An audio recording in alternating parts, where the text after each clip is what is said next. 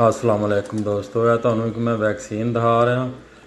देखो जनाब, मेडिवेक ND-G7 emulsion जनाब इंडोनेशिया दी है तो बड़ा ही अच्छा रिजल्ट है। एक कतरा कबूतरां दी अख च पाना तो 2 पॉइंट सीने के गोश्त च लाओ, भावें ते भावें गर्दन ते। ये जनाब साढ़े एक दोस्त हैं, उन्होंने कबूतरों में वायरस हो गया सी। वो स्पैशल इस डॉक्टर को लैके गए सी कबूतर ज़बह करके। उन्होंने उसका ऑपरेशन किया तो चेक किया तो उन्होंने सारा कुछ चेक करके तो फिर वैक्सीन लिख के दी सी ने।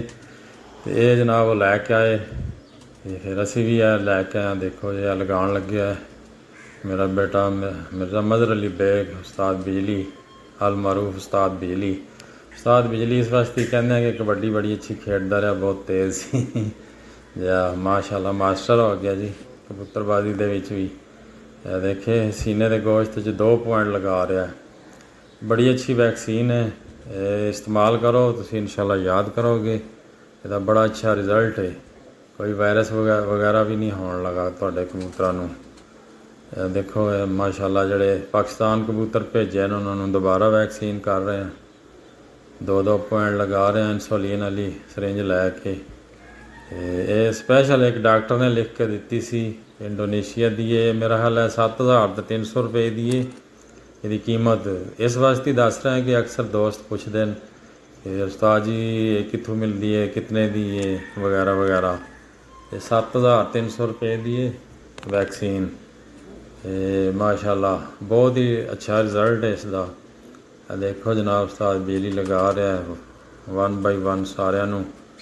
एक कतरा इन्हां दी अख च पाएगा तो 2 पॉइंट इन्हां दे सीने च लगाएगा।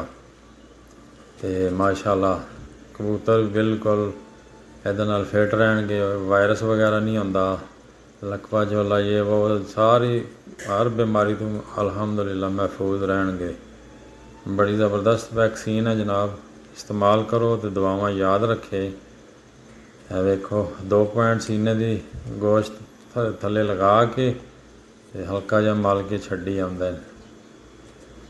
देखो माशाल्लाह कला ही लगे बब्बर शेर सारे कबूतरां नूं लगान।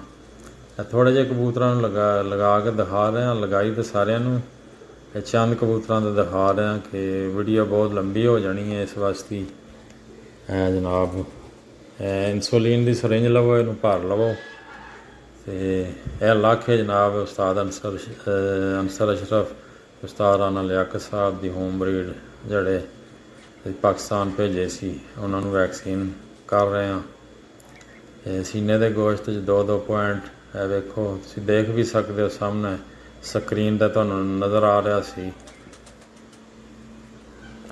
फी कबूतर ने 2 पॉइंट लगानी है तो एक कतरा जड़ा है इन्हां दी अख च पाना, डबल असर होएगा।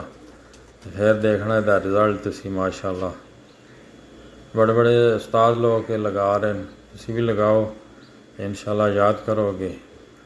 लखां रुपये के कबूतर तुसी लै लैंदे हो तो 5-7 हज़ार की वैक्सीन लैके तुसी नहीं लगाते तो कबूतरों नूं लकवा झोला तो कई बीमारियां उन्होंने जड़ा घेर लैंदियां। इस वास्ते जड़ा लाजम वैक्सीन करया करो तो दुआवां जरूर याद रखना जनाब।